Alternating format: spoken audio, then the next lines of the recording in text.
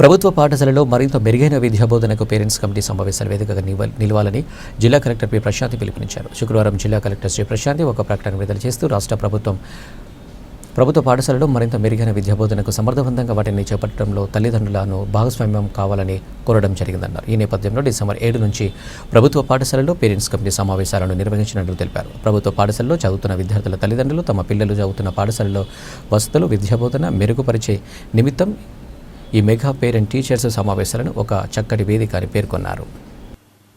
అందరికీ నమస్కారం. టుమారో అనగా 7వ తారీఖున మనం జిల్లా వ్యాప్తంగా మెగా పేరెంట్స్ టీచర్స్ మీటింగ్ అనేది కండక్ట్ చేయబోతున్నాం. ఇలాంటి ప్రయత్నం మనం మొట్టమొదటిసారిగా చేస్తున్నాం. సో ఈ కార్యక్రమంలో మనకి టీచర్స్ స్టూడెంట్స్తో పాటుగా పేరెంట్స్ అందరు కూడా పాల్గొవాలి.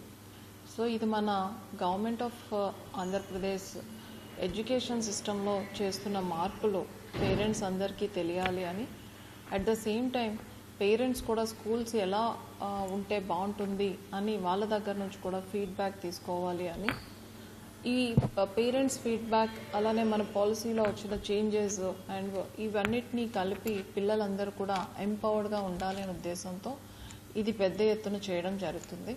సో పేరెంట్స్ అందరికీ గవర్నమెంట్ స్కూల్లో ఎవరైతే పిల్లలు చదువుతున్నారో వాళ్ళ పేరెంట్స్ అందరికీ కూడా రిక్వెస్ట్ ఏంటంటే, దయచేసి స్కూల్లో ఏదైతే పేరెంట్స్ టీచర్స్ మీటింగ్ అవుతుందో మీరు వెళ్ళి మీ పిల్లలకు సంబంధించి ఏమేమి విషయాలు తెలుసుకోవాలి అనుకుంటున్నారు టీచర్స్ ద్వారా అది తెలుసుకోండి.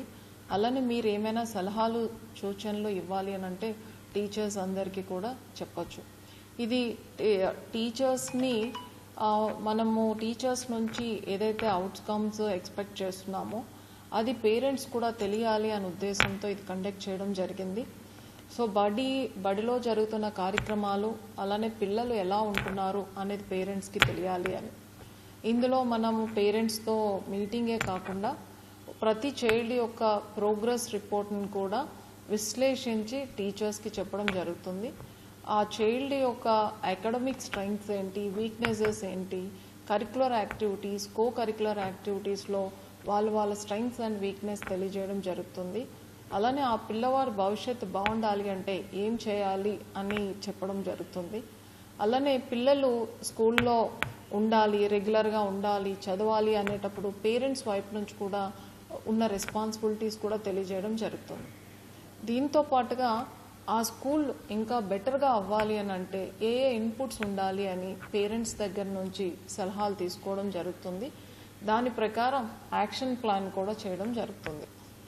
దానితో పాటుగా టీచర్స్ని పేరెంట్స్ని బెటర్గా ఎంగేజ్ చేయాలి అనే ఉద్దేశంతో కొన్ని కల్చరల్ యాక్టివిటీస్, స్పోర్ట్స్ యాక్టివిటీస్ కూడా కండక్ట్ చేయడం జరుగుతుంది. సో ఇది జిల్లా వ్యాప్తంగా పెద్ద ఎత్తున జరుగుతుంది కాబట్టి ప్రభుత్వం యొక్క ఉద్దేశం పూర్తి స్థాయిలో నెరవేరాలి అంటే అందరూ పార్టిసిపేట్ చేయాలి. సో పేరెంట్స్గా మీ బాధ్యతలు ఏంటి అనేది తెలుసుకోవాలి. అలానే టీచర్స్ బాధ్యతల్లో మీరేం ఎక్స్పెక్ట్ చేస్తున్నారు అనేది కూడా వాళ్ళకి చెప్పాలి.